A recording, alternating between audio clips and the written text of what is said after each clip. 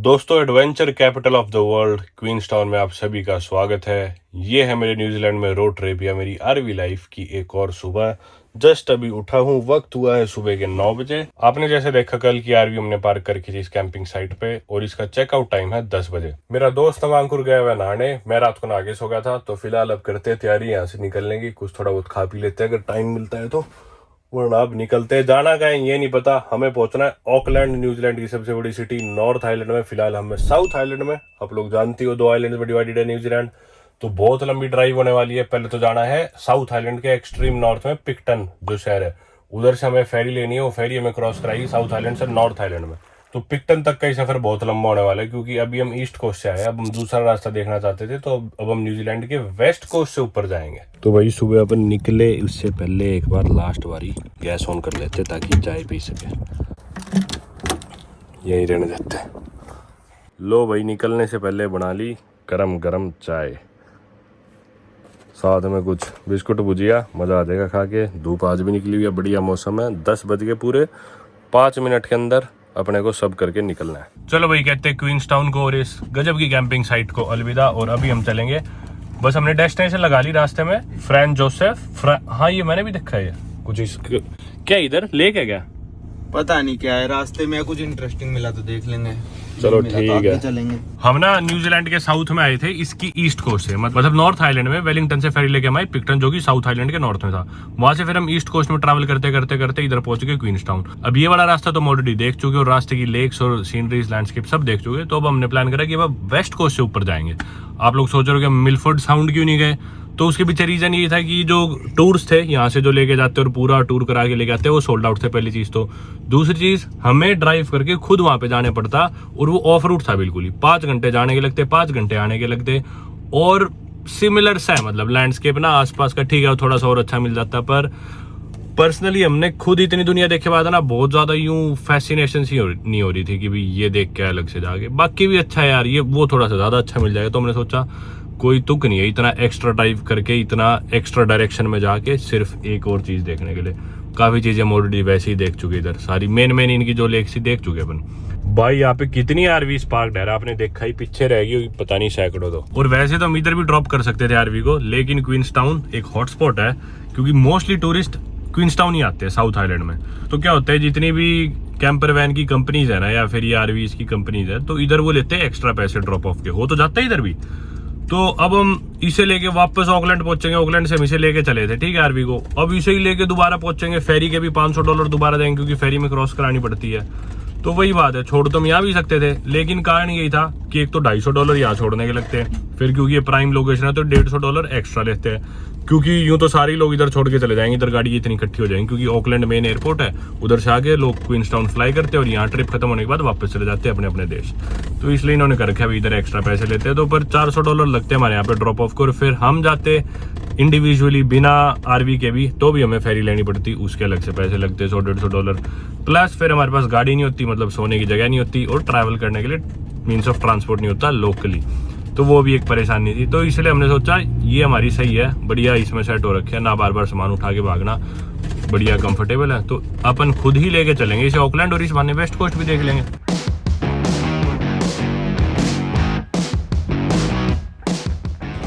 भाई भीड़ हो रखी है यहाँ भी, देखो सुबह के 10:30 हुए अभी,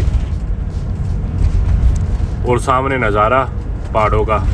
एक चीज ऐसी मेरे भी दिमाग में आई कि ना, अभी एक लड़का साथ में से रोड पे से गुजर रहा था वेप पीता, तो मेरे दिमाग में आया कि यहाँ पे किसी को सिगरेट पीते ही नहीं देखा या स्मोकिंग करते ही नहीं देखा, बिल्कुल ही नहीं करते इधर, तो मतलब कोई दिखा ही नहीं अभी तक। इतना कम तो मेरे को याद नहीं मैंने कहाँ पे देखा होगा। मिडिल ईस्ट में तो बहुत ही ज्यादा पीते हैं, उसमें तो यूं नहीं दिखता कोई की भी जो ना पीता हो। जिस तरह आप टर्की में चले जाओ, इजिप्ट में चले जाओ, और मिडिल ईस्ट या अरब कंट्रीज में चले जाओ, उसके बिल्कुल ऑपोजिट है।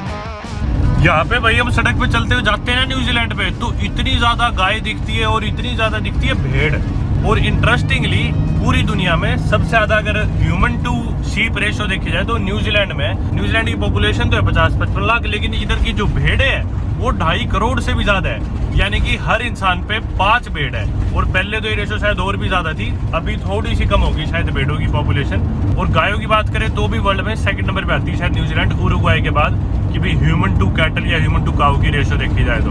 मतलब इतनी गाय है यहाँ पे, और भेड़े तो पूछो ही मत। मतलब 5 भेड़ पे 1 आदमी है, देख लो भाई। अब हम आगे वनाका ट्री देखने के लिए। ये देखो, ये क्रिसमस ट्री है लग रहा है। ये तो ऐसी ट्री दिखाऊंगा आपको। वनाका टाउन सेंटर तो उस तरफ रह गया, इधर पार्किंग करते हैं अपन। ट्री का बोर्ड लगा हुआ है? नहीं, वो सेंटर का लगा हुआ है। डूब लिया भाई खूब सारी यहाँ पे आरवीज लगी हुई है, और गाड़ियां भी, टॉयलेट्स भी हमेशा की तरह लगा दे। जगह खाली है, कुछ साइन भी नहीं है। उधर से कहीं पेड़ है, भी ढूंढेंगे। कर दिया अपने जोटे को हमने पार्क, और हमारे पड़ोस में ही देखो स्विफ्ट गाड़ी सुजुकी की, अपने इंडिया में जो होती है सेम वैसी की वैसी। भाई आ तो गया अपन वनाका लेक, लेकिन इधर तो पानी ही नहीं है। चल के पेड़ को देखते हैं। पेड़ भी ऐसा ही लग रहा है कि पानी में नहीं है, बाहर ही है फिलहाल, सूखा पड़ा है ना बाहर। ये देखो भाई, नहीं पानी यहाँ तक होता है लेक में, कितनी आगे अभी तो।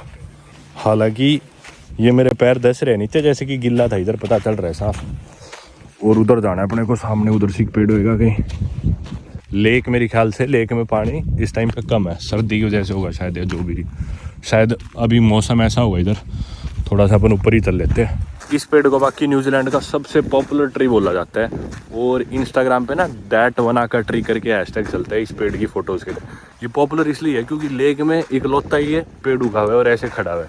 बाकी अभी तो आप डिसअपॉइंट होने वाले हो जैसे ही मैं आपको पेड़ दिखाऊंगा, लेकिन मैं आपको बता दूं, अगर पानी होता है तो अच्छा लगता है ये। और 2014 में इस पेड़ की जो फोटो थी ना, उसे national geographic photo of the year का अवार्ड मिला था। अब तो देखो बिल्कुल पानी यहाँ तक आया हल्का हल्का पेड़ के पास, लेकिन सूखा ही पड़ा है। ये देखो आ गया, ये देखो भाई आ गया अपन इतनी दूर, और ये रहा पेड़ अपना सबसे मशहूर पेड़ न्यूजीलैंड का, सूखा पड़ा है भाई।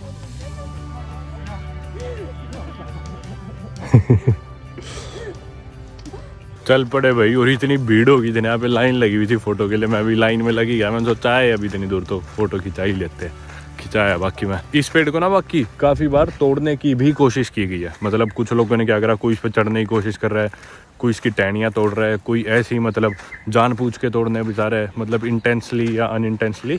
मेरे ख्याल से हो सकता है इससे बड़ा होता हो, इसकी कुछ टहनियाँ भी टूट चुकी हो, पर कर रहा है अभी भी सर्वाइव। चलो स्विफ्ट तो गायब होगी, दूसरी गाड़ी आ गई इधर।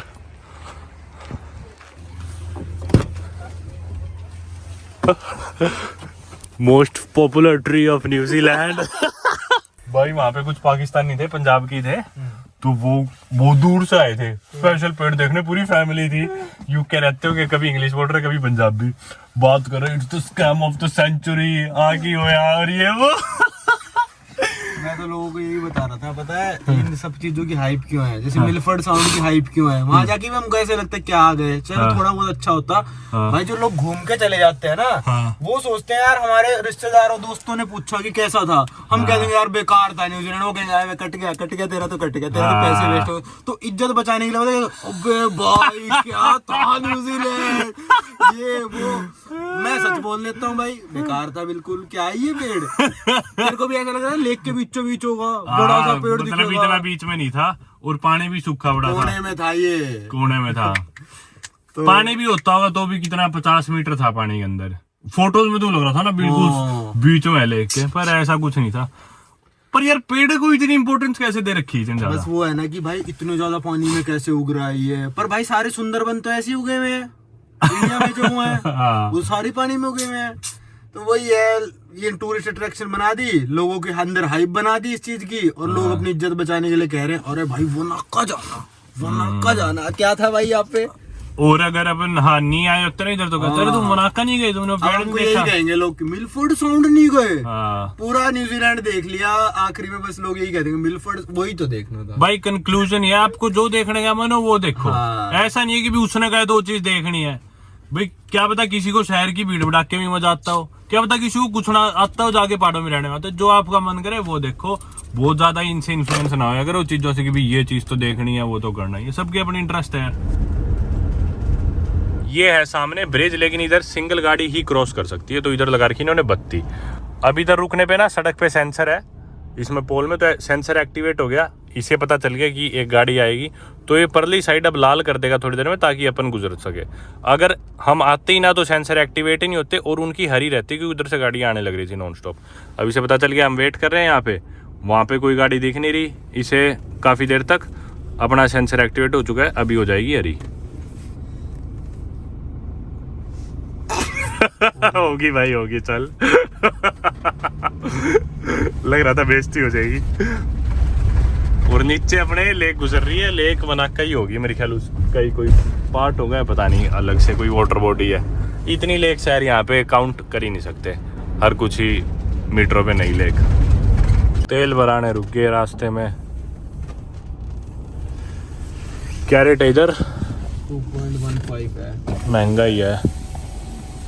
ये देख लो, इधर है कॉस्ट पर लीटर, ये सेंट्स में लिखते हैं, 214 सेंट्स यानी कि 2.14 न्यूजीलैंड डॉलर। एक ना ऐप है गैस पी करके, GASPY, उस पर दिखा देते हैं किस पेट्रोल पंप पे सस्ती मिल रही है गैस, यानी कि डीजल पेट्रोल, जो भी रेट्स दिखा देते हैं वो।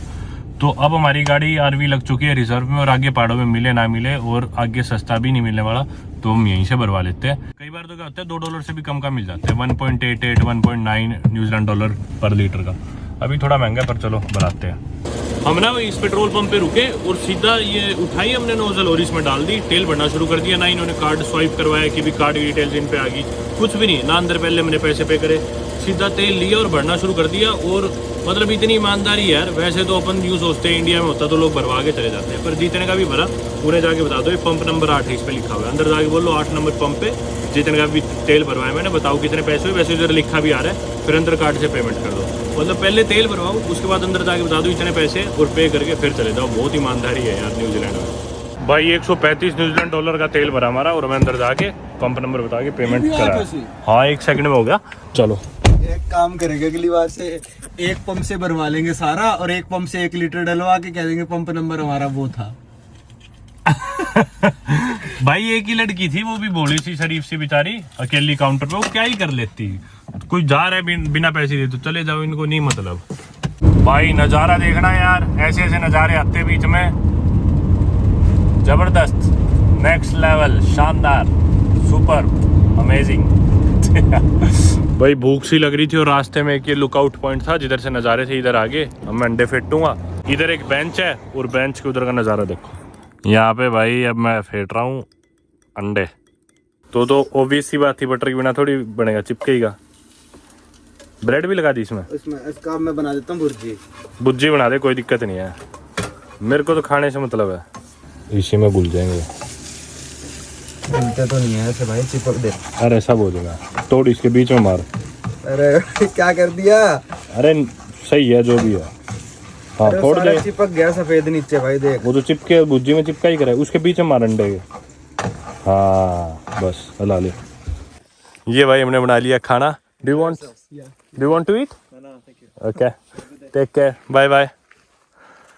भाई नज़ारा देखो यार, यहाँ से कितना खूबसूरत है लेक का। भाई ऊपर ना एक लुकआउट पॉइंट से, उधर से नज़ारा और अच्छा दिखेगा, थोड़ा ऊपर चढ़ के दिखाता हूँ खाना खाने से पहले एक बारी। भाई वो खड़ी आ रही है अपनी, और ये देख लो नज़ारा, क्या शानदार नज़ारा है यार, कितना ज़बरदस्त है, नेक्स्ट लेवल, एकदम अनरियल यार सही में।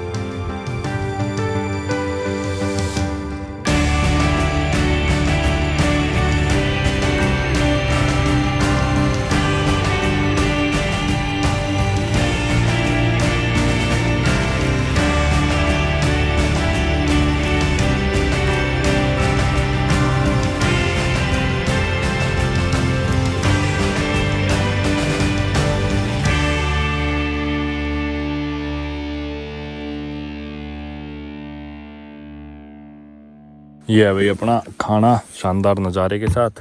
ठंडी हो गया, लगी भुज्जी ठंडी बहुत है। कैसी थी? सही थी। ये लो भाई यहाँ पे धूप का सीन भी देख लो ऊपर लुकआउट पॉइंट से। चलते हैं अब। इस जगह पे ही मन लग गया यार, बाकी इतना ज़्यादा। एक चीज़ तो देखिए यहाँ पे जो भी लोग आ रहे हैं ना, किसी को कोई मतलब नहीं, पास से गुजरते हुए भी हाय हेलो कुछ नहीं बोलते हैं, बहुत कोल्ड लोग हैं। हालांकि मोस्टली टूरिस्ट ही होंगे मेरे ख्याल जो इधर ही आने लग रहे हैं, पर फिर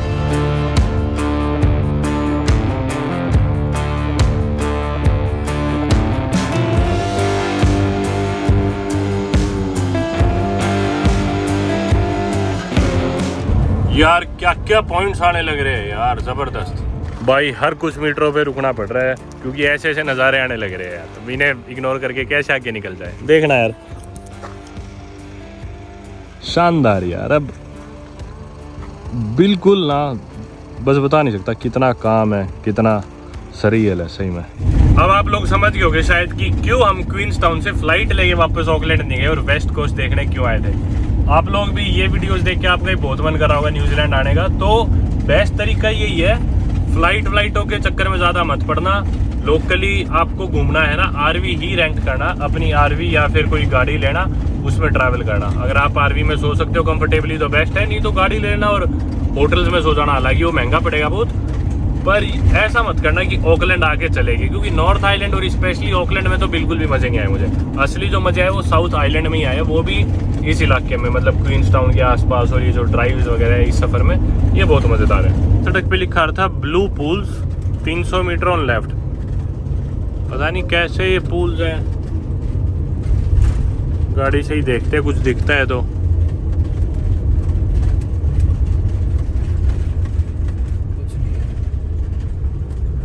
ब्लू पूल्स, ये मेरे ख्याल से पता नहीं नदी सी जा रही है, होगी ब्लू सी, ब्लू ही होगी और क्या आएगी। चलो बाकी वेस्ट कोस्ट तो सही में बिल्कुल सुनसान है, इधर नहीं दिखती कोई भी गाड़ी वगैरह और एकदम खाली है। सिग्नल भी नहीं आते हैं फ़ोन के, बहुत दूर दूर तक कोई टाउन नहीं आता, मतलब जंगल ही चल रहे। कभी वाटरफॉल आ जाएंगे, कभी कोई लेक आ जाएगी, यही सब चलता जा रहा है। ये मतलब बिल्कुल ही आइसोलेटेड है देखा जाए तो वेस्ट कोस्ट। और लेकिन कुदरत के नज़ारे बहुत शानदार है यार। आप देखो अभी धूप पड़ने लग रही है तो कितना खूबसूरत लग रहा है सब कुछ, एकदम खिला खिला, पेड़ पौधे पत्ते, इवन रोड्स भी, आसमान भी कितना साफ लग रहा है। और ट्रैफिक नाम की कोई चीज़ ही नहीं है मानो।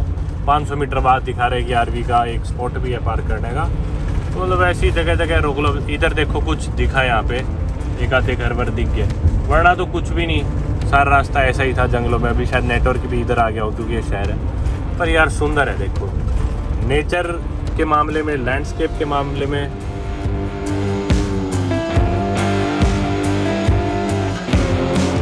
भाई अभी है ना ब्रिजेज आते रहते इधर, और अभी हमारे रुकने की बारी थी।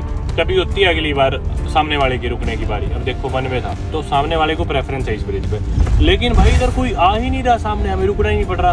कभी कभी ऐसा होता है कि हमें प्रेफरेंस है सामने वाले को रुकना है, तो भी कोई गाड़ी रुकी भी नहीं दिखती, एकदम ही खाली है ये तो, मतलब कोई गाड़ी वाड़ी कोई नामो निशान नहीं। अब देख लो ब्रिज कितना लंबा है, दूर तक कुछ नहीं दिख रहा। आज तो मौसम ने पूरे करा रखे है यार, देखना कितना ब्राइट और सनी यार, मतलब बहुत ही सुंदर सफर है यार आज का। तो आज तक का बेस्ट सफर है ये न्यूजीलैंड ट्रिप का, बहुत ही शानदार। मेरे चैनल पे शायद पहली बार ही इतनी ज्यादा नेचर की वीडियो आई होगी जिसमें सीनरीज, लैंडस्केप्स और शांत चीजें। ये तो कुछ ना कुछ तड़कता भड़कता होता रहता है, कभी कुछ पंगे होते रहते हैं, कभी बॉर्डर पे कुछ हो गया, कभी अमेरिका में कुछ हो गया, कभी खतरनाक देश चला गया, या कभी मेरे साथ सिचुएशन कुछ खराब हो गई। यहाँ पे तो सब एकदम शांत, स्मूथ और चीजें मजेदार है। चैलेंज तो कोई आना ही नहीं लग रहा अपने पास।